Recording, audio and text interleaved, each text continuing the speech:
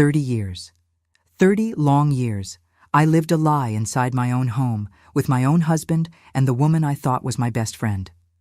What I'm going to share today is how I discovered that the Friday nights of my life were a macabre theater they staged at my expense. Good afternoon, my dears.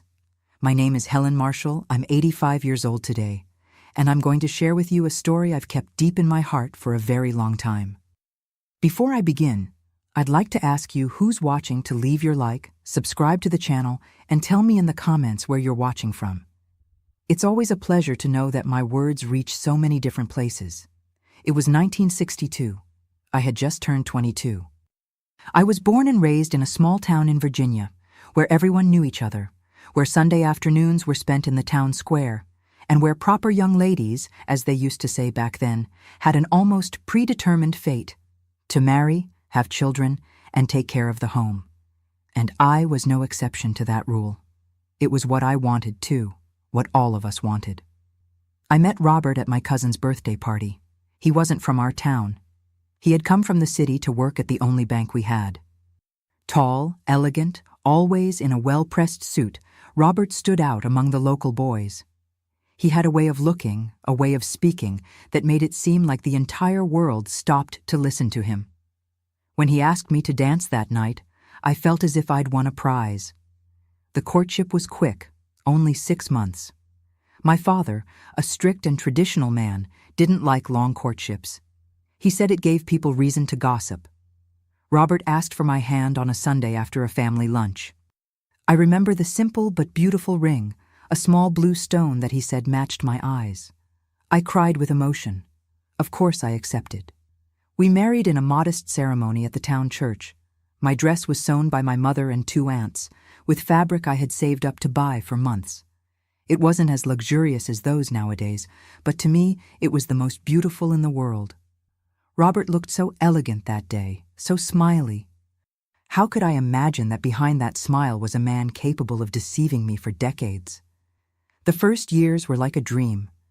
Robert was attentive, affectionate. He had gotten a promotion at the bank, and we were able to buy a small but comfortable house with a little backyard where I planted my flowers. We didn't have much luxury, but we didn't lack for anything. I took care of the house with all my love, making sure everything was impeccable when he came home from work. It was when we completed 3 years of marriage that Robert began to show an unusual interest in cooking. Suddenly, he wanted to learn how to cook. At the time, I thought it was strange. Men didn't enter the kitchen in the 60s. It wasn't common like it is today, but he insisted. He said he wanted to help me, that he had learned some recipes from his mother before she passed away. And so began a tradition in our house. Every Friday, Robert insisted on preparing dinner. In the beginning, I found it so romantic. Imagine, my friends were dying of envy when I told them that my husband cooked for me once a week. I felt special. I felt loved. Friday dinner always had something different. Robert went all out, made elaborate dishes, and always opened a bottle of wine. To celebrate the end of the week, he would say. And I, fool that I was, felt like the luckiest woman in the world. It was about 6 months after these dinners began that I started to feel something strange. After Friday meals, I would start to feel an inexplicable drowsiness, dizziness, a sensation of floating. At first, I thought it was the wine. I wasn't used to drinking. I was always very moderate. But even when I drank very little or even nothing at all, that feeling would come. "You work too hard, Helen," Robert would say with a tone of concern that I now know was false. "It's the tiredness of the whole week building up." And I believed him, because why wouldn't I believe the man I loved? Over time, the symptoms got worse. It wasn't just drowsiness anymore, they were actual blackouts. I would simply pass out on the couch after dinner, and when I woke up, it was already Saturday morning in our bed, dressed in my nightgown. Robert said he carried me to bed, that he took care of me. That's when the second act of this macabre theater began. On one of these Friday nights, still conscious but already feeling that familiar dizziness, I heard the doorbell. It was Marlene, a woman Robert had introduced as a colleague from work a few months earlier. She had recently moved to our town, also from the city, to work at the same bank as Robert. "Oh, Helen," Robert called me, concerned, said you weren't feeling well again, she said, as she entered with a tone of concern that years later I discovered was as false as chocolate coins. Robert explained that he had called her from the living room phone while I was in the bathroom, worried because I didn't seem well. Marlene was a nurse before working at the bank, he explained, and could help me in case I got sick again that night. Before completely blacking out, I remember seeing the two of them sitting in the living room talking in low voices. The last thing I heard was Marlene saying, "Don't worry, I'll take care of her." And so began a pattern that would last for years. Every Friday, I would have dinner, start feeling ill, and as if by miracle, Marlene would appear to help me. Over time, she became a constant presence in our home, not just on Fridays. She became my friend, someone I trusted, someone I confided in about my worries, including my mysterious fainting spells. "It must be some kind of nervous condition," she would suggest with false concern. "Many women suffer from this, Helen. My own mother had these episodes." I consulted doctors, of course. Robert always accompanied me, always so attentive, holding my hand while I described my symptoms. The doctors ran tests, but found nothing. One of them even suggested it was all in my head, that many women suffered from nervousness, and that I should try to calm down more. And so, week after week, month after month, year after year, I continued living in that strange routine. Every Friday I would have dinner, get sick, black out, and when I woke up on Saturday, Robert, and frequently Marlene, would be there taking care of me, concerned about me. During the week, my life proceeded normally. Robert was the perfect husband from Sunday to Thursday, attentive, affectionate, bringing me small gifts, complimenting me. How could I suspect anything? How could I imagine that the man who kissed my forehead every morning was poisoning my food every Friday? Time passed. The 60s gave way to the 70s, then to the 80s. Our hair started gaining white strands. Life followed its course. Robert was promoted to bank manager, then to regional director. Marlene remained close, increasingly present in our lives, increasingly my friend. She never married.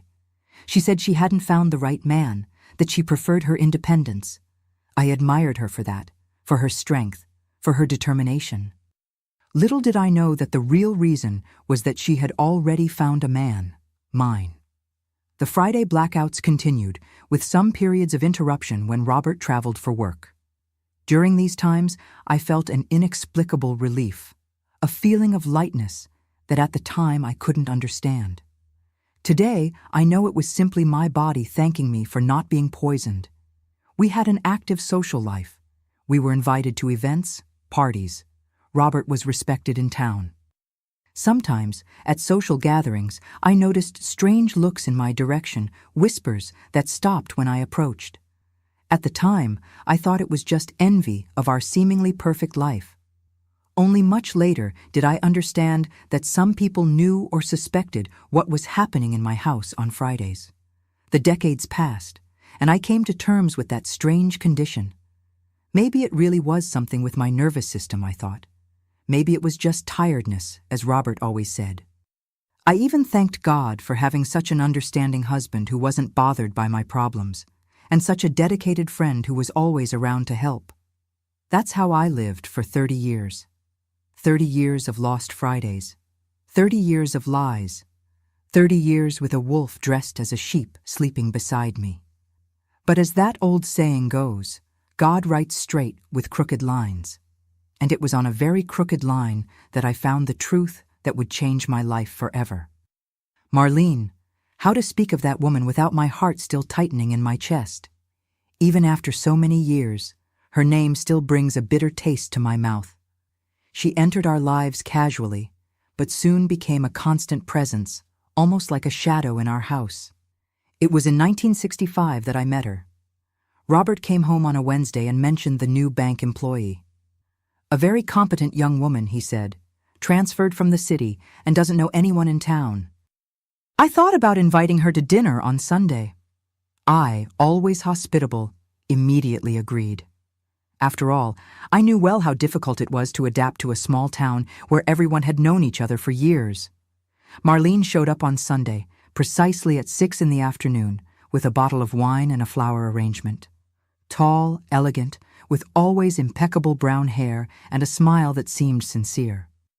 How could I know that behind that smile hid so much falsehood? She had a way of speaking that captivated, told stories of the city, of places she had known, of famous people she had seen.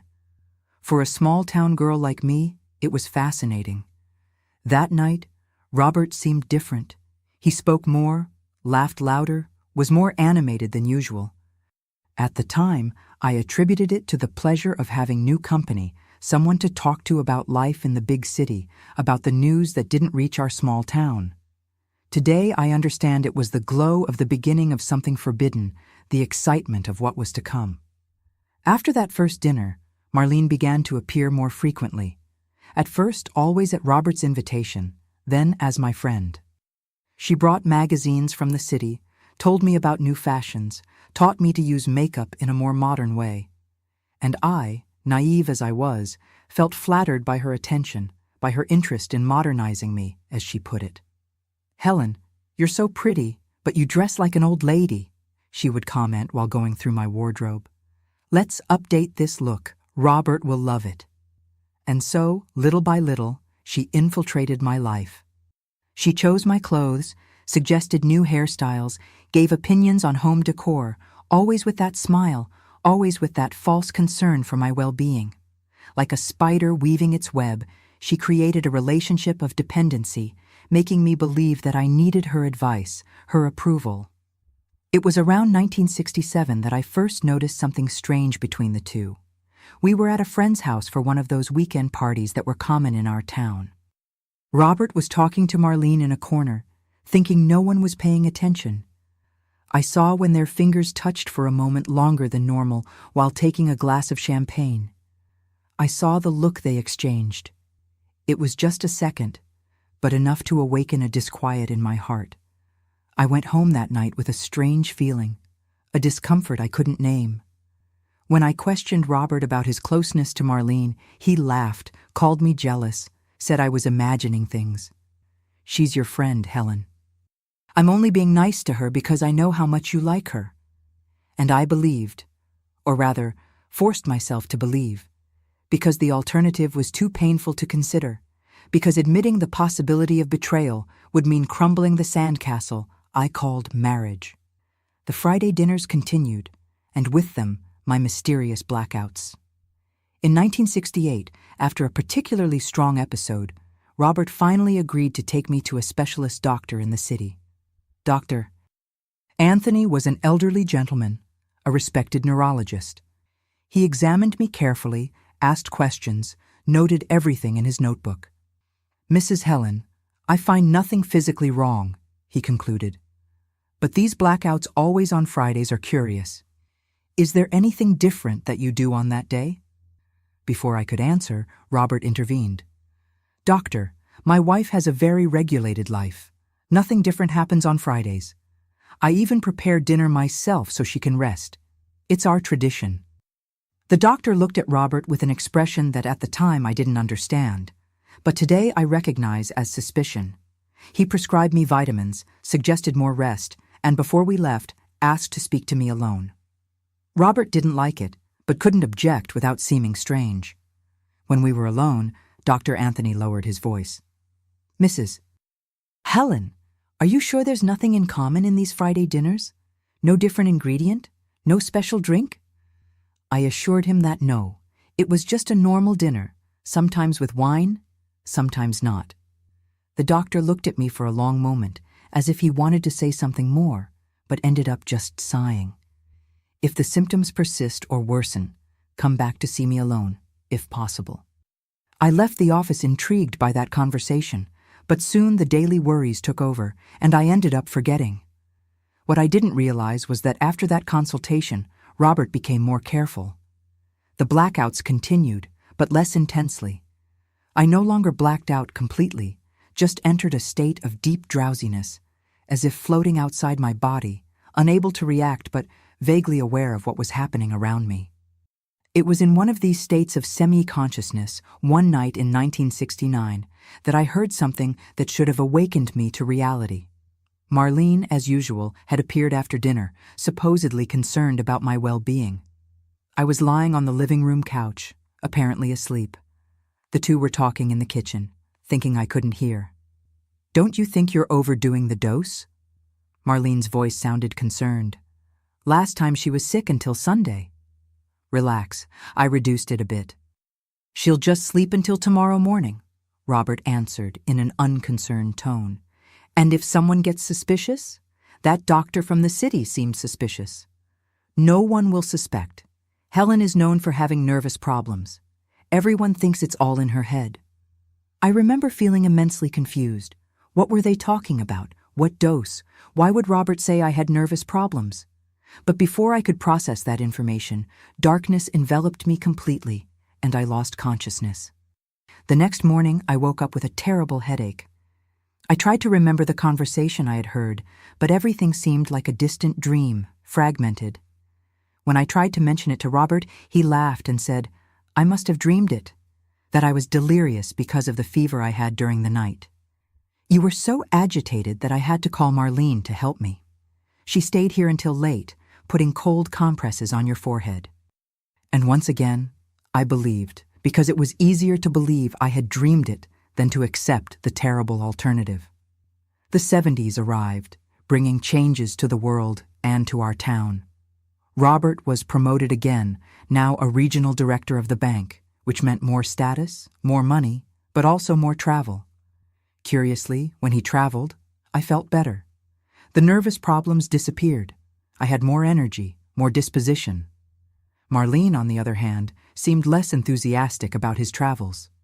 She always found a way to stop by the house when Robert was away, asking if I needed anything, if I was feeling well alone. Her concern seemed genuine, but there was something in her eyes that bothered me, a gleam of anxiety, of expectation. In 1972, Robert decided we needed a bigger house, more befitting his new position. We bought a residence in the best neighborhood of town, with 3 bedrooms, a spacious living room, modern kitchen, and a large yard, where I could finally have the garden I had always dreamed of. The house even had a small attic, where we kept suitcases, Christmas decorations, and things we didn't use frequently. Marlene helped with the decoration, of course. She chose curtains, suggested colors for the walls, positioned furniture. Sometimes, when she and Robert discussed some detail of the decoration, I had the strange feeling of being a visitor in my own home, as if the decisions belonged to them, not to me. It was at this time that people began to comment, not openly, of course, but there were looks, whispers, conversations that stopped when I approached. Margaret, my neighbor in the new house, was the only one who dared to say something. "Helen, don't you find this friendship between your husband and Marlene strange? They seem so intimate." I defended them tooth and nail. Marlene was my friend, I told Margaret. Robert was just being kind to her, especially because he knew how much she meant to me. Margaret looked at me with an expression that mixed pity and disbelief, but didn't insist on the subject. As the years passed, I got used to my strange condition. The Friday blackouts were part of my life, as was Marlene's constant presence. At some point, I stopped questioning, stopped worrying. I accepted that there was something wrong with me, that I was nervous, fragile, as Robert always said. There were moments, however, when a flash of lucidity crossed my drugged consciousness, like when I woke up in the middle of the night and heard laughter coming from the living room, or when I found a scarf with a different perfume among Robert's clothes, or even when Marlene appeared wearing a brooch that had been my mother's, a brooch I kept in my jewelry box, and when I asked, she said Robert had given it to her as a birthday present. Small signs, small clues that my mind refused to put together, because the truth was too frightening, too painful, because admitting the truth would mean recognizing that I had wasted years of my life, that I had been deceived in the cruelest way possible by the man I loved and the woman I considered my friend. And so, between denial and confusion, between blackouts and semi-consciousness, between whispered truths that I refused to hear, I spent years of my life. Until one day, fate decided it was time to open my eyes in the most unexpected way possible. The years passed like pages of a book I didn't choose to read. The 70s gave way to the 80s, and I continued living in that strange fog of uncertainties. My hair, once a vibrant brown, was gaining silver strands. Wrinkles began to mark my face, small lines that told stories of smiles, but also of sleepless nights and silent worries. Robert turned 50 in 1982 with a big party at the town club.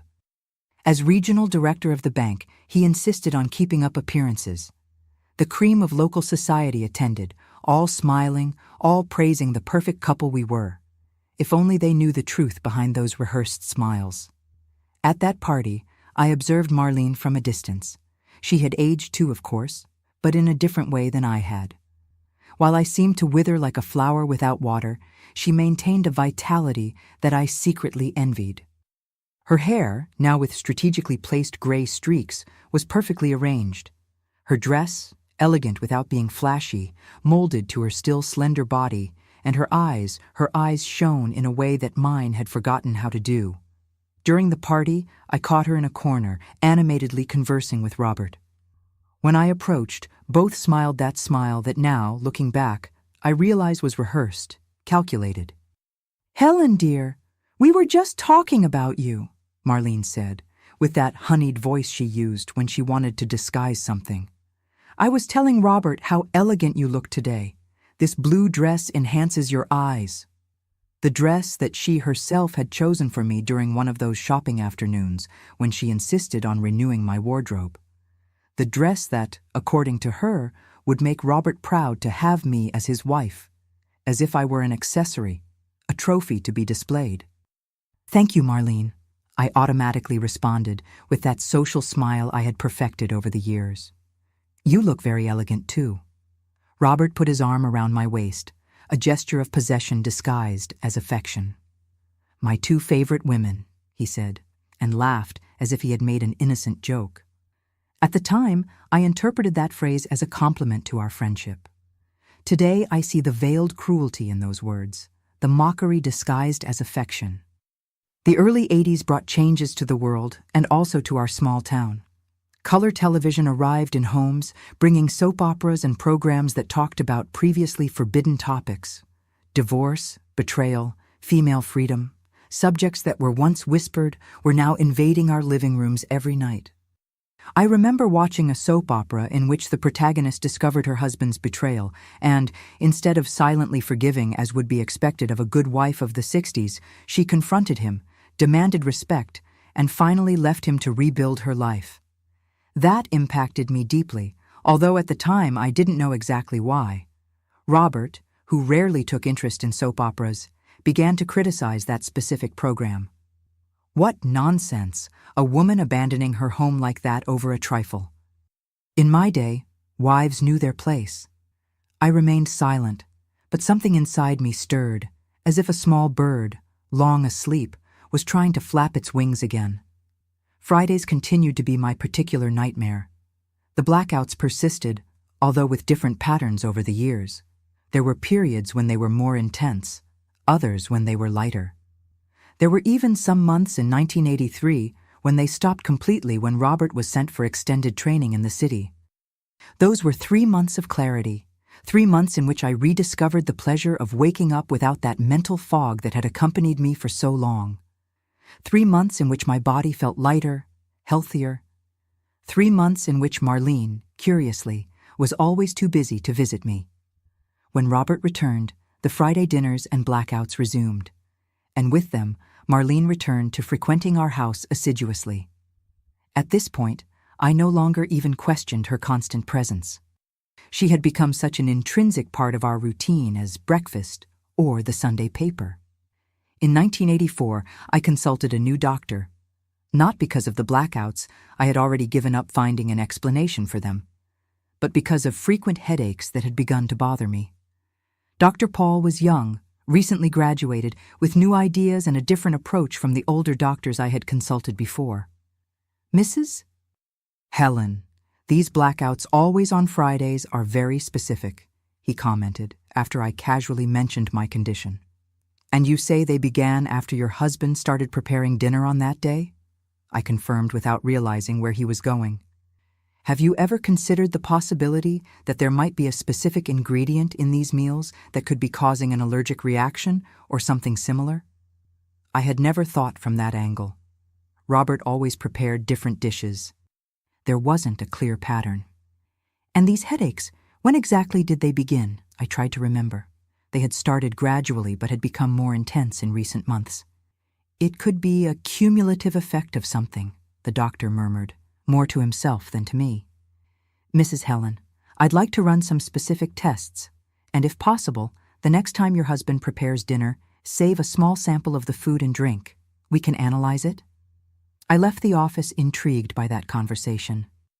For the first time in years, someone seemed to take my symptoms seriously, to search for a real cause, instead of attributing them to nervousness or female fragility. That Friday, I observed Robert in the kitchen with different eyes. I noticed how he insisted on serving my plate personally, how he insisted I drink the wine he had specifically chosen for the occasion. I tried to discreetly save a sample of the food, but before I could hide it, he entered the kitchen.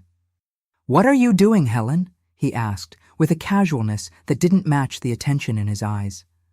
"Oh, I was saving a bit of the sauce to try making it another day," I lied, feeling my heart race.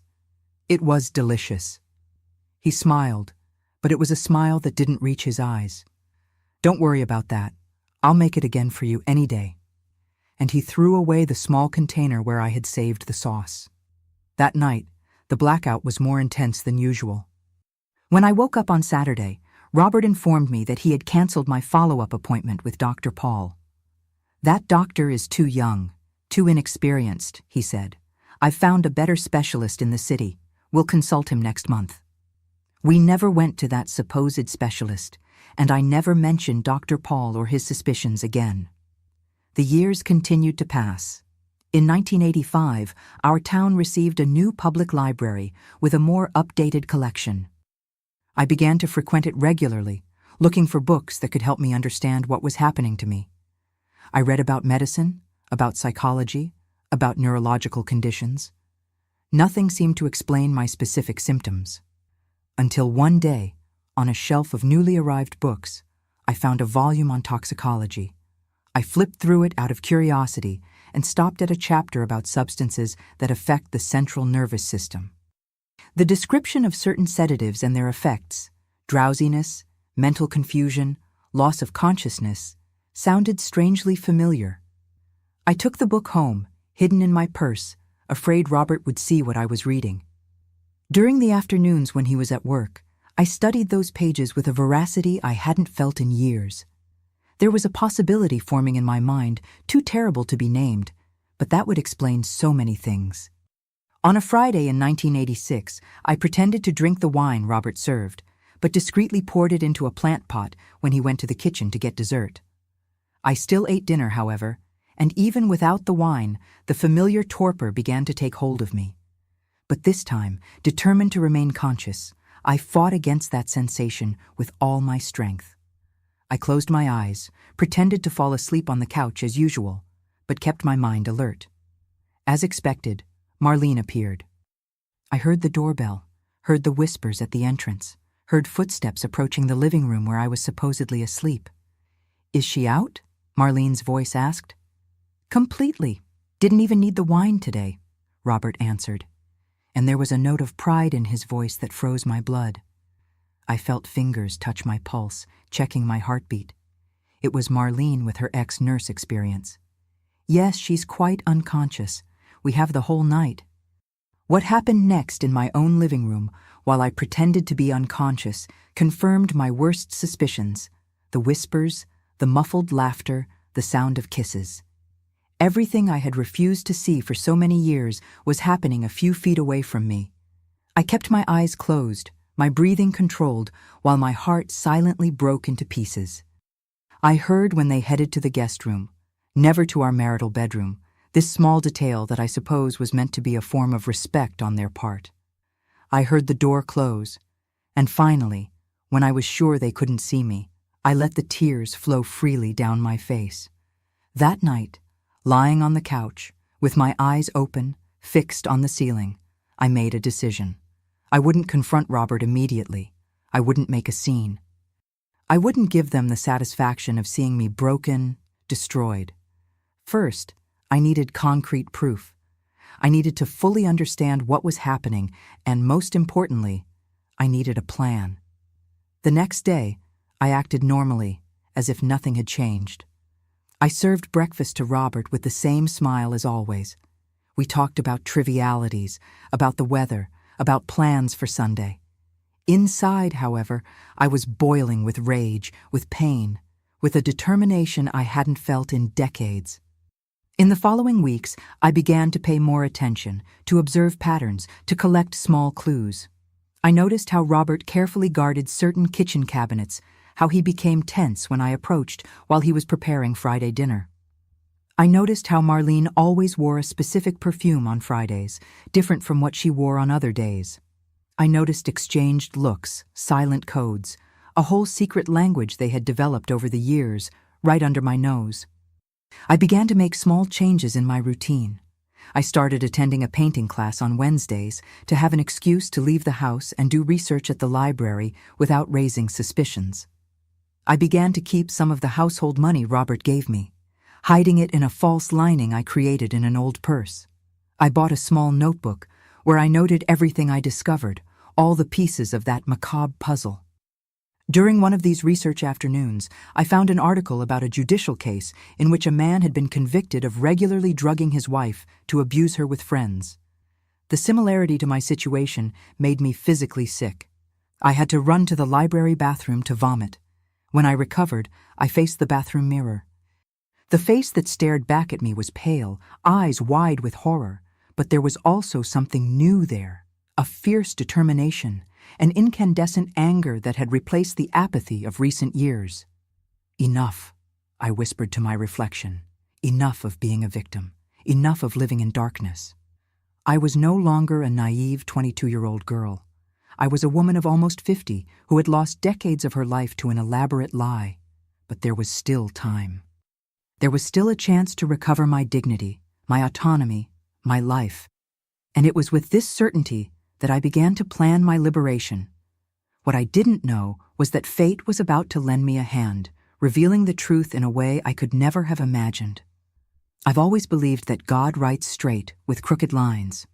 Sometimes, the revelation we seek for years comes in the most unexpected way possible. It was on an ordinary Tuesday in October 1987 that my life changed forever. Autumn had arrived with its typical combination of warm afternoons and cold nights. Robert was traveling to a banking conference in Chicago, and I was taking advantage of those rare days of freedom to reorganize the house. Not that he forbade me from tidying our things, but there were always certain spaces he preferred I didn't touch: his office, specific drawers, and, of course, the attic. "It's just bank papers and dusty old things," he always said when I mentioned cleaning the attic. "It's not worth tiring yourself over it." But on that Tuesday, with the house empty and 3 whole days ahead of me, I decided it was time to challenge that veiled prohibition. The attic needed a good cleaning, and what harm could there be in organizing some old boxes? The stairs leading to the attic creaked under my feet as if protesting against my audacity. I opened the door and was greeted by that characteristic smell of places closed for a long time. Dust, old paper, wood. The dim light from the single bulb hanging from the ceiling revealed piles of boxes, old suitcases, Christmas decorations we had used for decades. I began cleaning methodically, opening each box, checking its contents, deciding what to keep and what to discard. It was in the 3rd hour of this work that I found something unusual. At the bottom of a box, apparently full of old bank documents, there was a small metal box of the type used to store medications. Upon opening it, I found several small bottles, some empty, others still with pills or powders.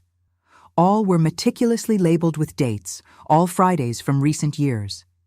My heart raced when I understood what I was seeing. They were the physical evidence of what I already suspected. Robert had been systematically drugging me, week after week, year after year. With trembling hands, I continued exploring the box. There was also a notebook, a kind of diary where Robert noted the doses, the effects, clinical observations. Almost increased dose this week, satisfactory effect, unconscious until 9 the next morning. Tried Dr. V's new pill. Less drowsiness the next day, but equal efficacy. I felt my stomach turn. There was something so cold, so calculating in those notes, as if I were a guinea pig, a scientific experiment, and not his wife of almost 3 decades. But the worst was yet to come. At the bottom of the metal box, I found a brown envelope. Inside it, photographs, dozens of them organized chronologically, showing, I can't even describe it without my voice failing. They were images of Robert and Marlene in our house, on our couch, sometimes in the guest bedroom. In many of them, I appeared in the background, visibly unconscious on the couch or bed, a hunting trophy, a decorative object in the scene of their illicit encounters. The oldest photos were from 1966, just a year after I met Marlene. More than 20 years of betrayal carefully documented, as if it were a sick collection of pinned butterflies. I sat on the dusty attic floor with that evidence spread around me and allowed the tears to come. They weren't tears of sadness, although there was a deep pain there. They were tears of anger, of indignation, of a fury so intense it felt like it would consume me from within. When I finally managed to compose myself, I put the evidence in a bag and hid it in the closet, under piles of winter clothes I rarely used. Then, with meticulous care, I reorganized the attic exactly as it was before, ensuring that Robert wouldn't know I had been there. That night, lying alone in our double bed, I elaborated a plan. It wouldn't be an emotional confrontation. It wouldn't be a public scandal. It would be a silent liberation, methodical, as calculated as the plan they had executed against me for so many years. In the days that followed, while Robert was still traveling, I put my plan into action. First, I went to the bank, not the bank where Robert worked, but a branch in another town. I opened an account in my name, using documents I had kept for years in a box of mementos. I deposited the money I had secretly saved over the years. It wasn't much, but it would be enough for a start. Next, I visited a lawyer, Mr. Mitchell, an elderly gentleman who had recently retired and who, crucially, didn't belong to Robert's social circle. I took with me some of the evidence, not all, just enough to establish the seriousness of the situation. Mrs. Helen, he said after examining the documents with an expression that mixed shock and compassion, this is extremely serious. Your husband could face criminal charges for this. I explained that I didn't want a criminal process. I didn't want to expose that humiliating situation publicly. I just wanted my freedom, my dignity back, and a fair share of the assets we had built together over almost 30 years of marriage. Divorce is no longer the scandal it was a few years ago, Mr. Mitchell explained. With this evidence, you're in a very strong position to negotiate favorable terms. But you need to be prepared for the possibility that your husband may not react well. I left the lawyer's office with a concrete plan and a deadline, December 31st, 1987. I decided I wouldn't spend another year living that lie. The new year would bring a new Helen. When Robert returned from his trip, I continued acting normally. I prepared his meals, kept the house in order, smiled at the appropriate moments, but something had fundamentally changed inside me. I was no longer the same submissive, confused, eternally sick woman. I was an actress playing a role, just waiting for the right moment to leave the stage. Fridays continued with their macabre ritual, but now I was conscious, alert. I discovered ways to discreetly discard the contaminated food and drink. A bit in the plant pot, a bit in the napkin, another portion simply by not eating, claiming I wasn't hungry. I pretended the expected symptoms, the drowsiness, the confusion, and finally, the blackout on the couch. And every Friday, I watched through half-closed eyes as Marlene arrived, the whispers, the muffled laughter, the betrayal happening a few feet away from me. Each occurrence was carefully documented in my secret notebook. Each detail noted to strengthen my case. November arrived with its characteristic rains, and with it an opportunity I couldn't ignore. The bank where Robert worked offered an early retirement package for employees with more than 30 years of service. At 56, he qualified perfectly. "I think I'll accept," he commented during dinner. "The amount is very good, and I could finally have time to travel, to enjoy life." Travel with Marlene was what he didn't say. Enjoy the life he had built upon my ruins. "That would be wonderful," I replied, with an enthusiasm that pleased him. "You deserve to rest after so many years of hard work." What Robert didn't know was that his retirement was the final piece of my puzzle. With the retirement package payment, our financial situation would be clear and documented, facilitating the division of assets in the divorce. December arrived, bringing with it the end-of-year festivities and a growing tension within me. Each day brought me closer to the moment of truth.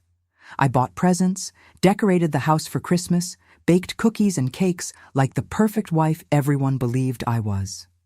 In the week between Christmas and New Year, Robert received his retirement payment. That same afternoon, he transferred a significant amount to an account that I later discovered was Marlene's. I meticulously documented everything and handed the information to Mr. Mitchell. "We're ready," he confirmed. "We can proceed as soon as you wish." The night of December 31st, 1987, will forever be etched in my memory. Robert and I went to a party at a friend's house, as we did every year. Marlene was also there, of course. I observed the two of them during the night, the exchanged glances, the discreet touches when they thought no one was watching. But I always saw now. At midnight, when everyone embraced and celebrated the arrival of 1988, Robert hugged me and wished me a wonderful year, full of health. The irony didn't escape me. I returned the hug, whispering in his ear, "It will be a year of great changes." He smiled without understanding the true meaning of those words. We returned home in the early hours of 1988. Robert fell asleep quickly, exhausted from the party and the champagne. I, however, remained awake, staring at the ceiling of our bedroom, knowing it would be one of the last nights in that house, in that life. On January 2nd, while Robert was still sleeping, recovering from the New Year's celebration, I took the small suitcase I had secretly prepared days before. In it were some clothes, important documents, and the evidence I had collected. I left on the kitchen table an envelope containing a simple letter. "Robert, I know everything. I won't be coming back. My lawyer will be in touch." I walked out the front door without looking back. Mr. Mitchell had arranged a small apartment for me in a neighboring town where I could stay while the divorce proceedings were ongoing. As I got into the waiting taxi, I felt a mixture of terror and exultation. At 47, I was starting my life over from scratch. The following weeks were a whirlwind. Robert tried to contact me dozens of times, alternating between desperate pleas and veiled threats. Marlene also tried to find me, claiming concern about my mental state. I ignored both, communicating only through my lawyer. When Robert finally understood the extent of the evidence I possessed, his attitude changed. Suddenly, he was willing to negotiate, to offer a generous settlement. He didn't want a scandal, didn't want his actions to become public. His reputation, his social position, everything would be threatened. At the end of February, we signed the divorce papers. I received half of all assets, including a significant portion of his retirement. The house was sold, and with my share, I bought a small apartment in the city, far from all the memories, from all the lies. I learned from mutual acquaintances that Robert and Marlene made their relationship official a few months later. They moved to another town where no one knew their history, where they could reinvent their past without the weight of the truth. As for me, I faced the most difficult challenge of all, rediscovering who Helen was after decades living in the shadow of a lie. Who was I, beyond Robert's wife? What did I like? What did I dream of? What did I wish for my future?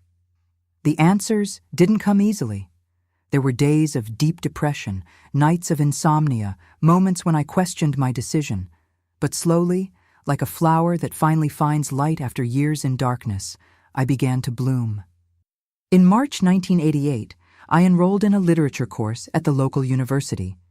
I had always loved reading, but had never thought of studying formally. At 47, I was easily the oldest student in the class, but that didn't intimidate me. For the first time in my life, I was doing something exclusively for myself, by my own choice. It was on the university campus, among books and passionate discussions about Hemingway and Virginia Woolf, that I began to find myself again. No longer the docile and sick wife, no longer the victim of a cruel conspiracy, but simply Helen, a woman with her own mind, with her own voice, with a whole life ahead of her. You know what I discovered about freedom? It has a sweet taste, but also a slightly bitter one. Sweet from the relief of finally breathing without the weight of the lie. Bitter from the lost decades, from the postponed dreams, from the versions of myself I never had the chance to meet. The year 1988 was a rebirth. After enrolling in the literature course, something within me awakened like a long dormant spring. The words, the books, the stories, all of it nourished me in a way I had never experienced. I spent entire nights poring over books, not out of obligation, but from an insatiable hunger for knowledge, for beauty, for truth. My classmates, young people in their early 20s, initially looked at me with curiosity, perhaps even with a little condescension. What was that gray-haired lady doing there among them? But soon age became irrelevant in the face of the shared enthusiasm for the works we were studying. I vividly remember a class on Virginia Woolf discussing Mrs. Dalloway. Professor Cecilia, an energetic middle-aged woman, asked for our interpretation of the protagonist Clarissa Dalloway. "She seems to me a woman who never appropriated her own story," I commented, feeling each word resonate within me. "Someone who lives on the margins of her own life, who doesn't even know she can want more, dream more." Dr. Cecilia looked at me with renewed interest. "Fascinating perspective, Helen. Would you say there's a parallel between Dalloway's journey and the journey of so many women of our generation?" That question opened a floodgate within me. I spoke about social expectations, about marriages that were disguised prisons, about female invisibility. I didn't mention my personal story, of course, but every word was soaked in my experience. When the class ended, Dr. Cecilia invited me for coffee. It was the beginning of a friendship that endures to this day, one of the first genuine connections I formed in my new life. At the end of that first semester, I received an unexpected invitation. The literature department was looking for assistants for a reading promotion project in public schools. They needed people to visit schools, tell stories, help children discover the pleasure of reading. "I thought of you immediately," said Dr. Cecilia. "You have a way of talking about literature that awakens interest, that creates connections." In August 1988, I visited my first school. A room full of 10-year-olds stared at me with a mixture of curiosity and impatience. I held the book I had chosen, a story by Mark Twain, and began to read. To my surprise, the words flowed naturally. I modulated my voice for each character. I made dramatic pauses at the right moments. My gestures illustrated the narrative without me even realizing it. When I finished, I saw in the eyes of those children something I immediately recognized: the enchantment that only a good story can provoke. "Will you come back next week?" asked a little boy with big, curious eyes. I returned the next week and the one after that, and in all the weeks that followed. The project, which was supposed to last only one semester, extended indefinitely. Soon I was visiting several schools, telling stories, conducting reading workshops, helping children write their own narratives. In 1989, Dr. Cecilia suggested I formalize my pedagogical training. "You have a gift for teaching, Helen. With a degree, you could do this professionally." At 49, I enrolled in an education course. I studied in the morning, visited schools in the afternoon, read compulsively at night. My small apartment gradually transformed into a private library with books stacked on every available surface. It was during this period that I began to write. At first, they were just personal reflections, a therapeutic diary to process everything I had lived through. Later, short stories, fictional stories that nevertheless carried fragments of my own experience. "You should publish this," Dr. Cecilia commented after reading one of my stories. "There's a raw truth in your writing that touches deeply." I laughed at the suggestion. Me, a published writer? It seemed absurd, but the seed had been planted. I graduated in education in 1992 at 52. At the graduation ceremony, I looked around and saw young faces, lives just beginning. I felt a pang of sadness for the lost time, but also an immense pride for the woman I had become despite everything. Shortly after graduation, I received an invitation to teach at a public school in the suburbs. The salary was modest, the conditions challenging, but I accepted without hesitation. On my first morning as an official teacher, I entered the classroom feeling a mixture of terror and exultation. My students, children of 8 and 9, looked at me with that characteristic curiosity, evaluating that gray-haired teacher with a nervous smile. A boy raised his hand. "Aren't you too old to be a teacher, ma'am?" The entire class froze, waiting for my reaction. I looked at that sincere little face and smiled. "You know, Johnny, sometimes it takes us a little longer to discover what we really want to do in life.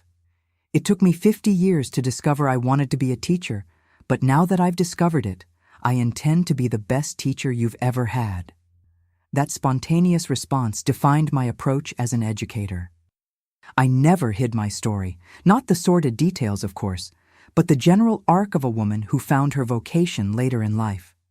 I used my own journey to inspire my students never to give up on learning, on growing, on reinventing themselves. The 90s passed in a whirlwind of activities. Besides teaching, I continued with the Reading Promotion Project, now as a coordinator.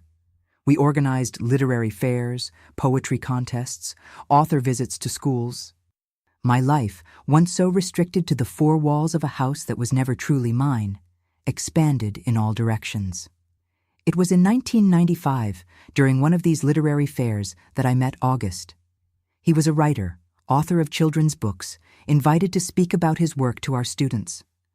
Tall, with white hair and vivid blue eyes, he had a contagious energy when talking about the power of stories. After the event, we talked at length about literature, education, the pleasure of reading. There was an ease in our interaction, a mutual understanding that caught me by surprise. When he suggested continuing our conversation at a nearby cafe, I accepted without hesitation. A cup of coffee turned into dinner. Dinner turned into an invitation to see a play the following weekend. At 55, I found myself experiencing something I had never genuinely experienced before. A romance based on mutual respect, on shared interests, on an authentic connection. August was a widower, having lost his wife to cancer years before. He had 2 adult children and 3 grandchildren, all living in other cities. Like me, he had found in literature a way to make sense of life, to process losses, to celebrate small joys.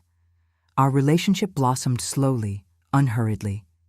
We weren't impulsive youth, but mature adults who had learned, each in their own way, the value of honesty, of clear communication, of respect for individual spaces.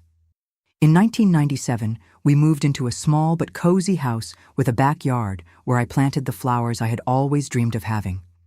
We didn't officially marry. Both of us had too many scars from past experiences to feel comfortable with the institution of marriage. But we built a solid partnership, a chosen family, a home in the true sense of the word. It was August who encouraged me to seriously resume my writing. In 1998, at 58, I published my first book, a collection of children's stories inspired by the tales I told my students. To my surprise, the book was well received, not only by children, but also by educators who found in the narratives valuable tools for classroom discussions. In 2000, I formally retired from teaching, but continued to be involved with educational projects, now as a volunteer. I also intensified my literary production. My second book, published in 2001, addressed more complex themes: aging, the search for identity, the small daily new beginnings. Although still written for young readers, it contained layers that also resonated with adults. In 2005, I received an invitation to share my experience at an education congress. I spoke about the importance of literature as a tool for transformation, as a window to possible worlds, as a mirror where we recognize ourselves. At the end of the lecture, a young teacher approached.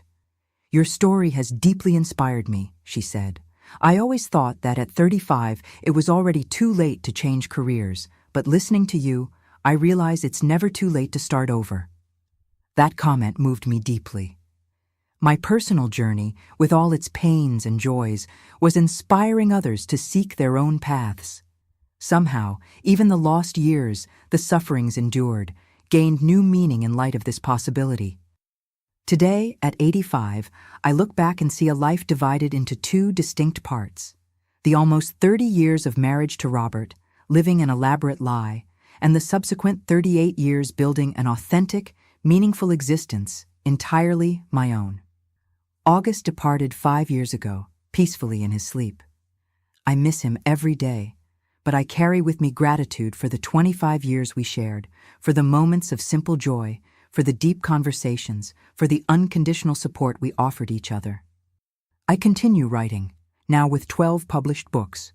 I continue visiting schools, although less frequently now that my joints protest against long walks. I still live in the same house, tending the same garden, surrounded by books, by memories, by a peace I fought hard to achieve. Sometimes, in rare moments of weakness, I wonder how my life would have been if I had discovered the truth earlier, if I had had the courage to leave sooner. Would I have met August? Would I have become a teacher, a writer? Would I have impacted the lives I've impacted? But I soon pushed those thoughts away. I cannot change the past. I cannot recover the lost years. I can only appreciate the present, celebrate the woman I've become, despite everything, or perhaps partly because of everything. Robert and Marlene? I heard he passed away in 2010, after years battling Alzheimer's. A cruel irony for someone who spent decades manipulating another person's mind. Marlene is still alive, from what I know, in some southern town, alone and bitter, according to mutual acquaintances. I don't harbor hatred for them. Hatred is too heavy a burden to carry in old age. What I feel is a kind of distant compassion for two people who built their happiness on another's suffering, who never knew the genuine joy of a true connection, of a life lived with authenticity. My story is not one of vengeance, nor of bitterness. It's of rebirth, of late self-discovery, of second chances seized with both hands. It's the story of a woman who woke up from a long-induced sleep and decided finally to fully live each day she had left. If there's a lesson I'd like to leave, especially for the women watching me, it's this. It's never too late to reclaim your own story, to rewrite the script of your life, to become the protagonist instead of a supporting character. Whether at 20, at 50, or at 80, you always have the right and the power to say, "This is my life, and from now on, I decide how it will be lived." Thank you for accompanying me this far on this journey. If my story touched your heart, please leave your like, subscribe to the Grandparents' Tales channel for more stories like this, and share with someone who needs to hear that it's never too late to start over.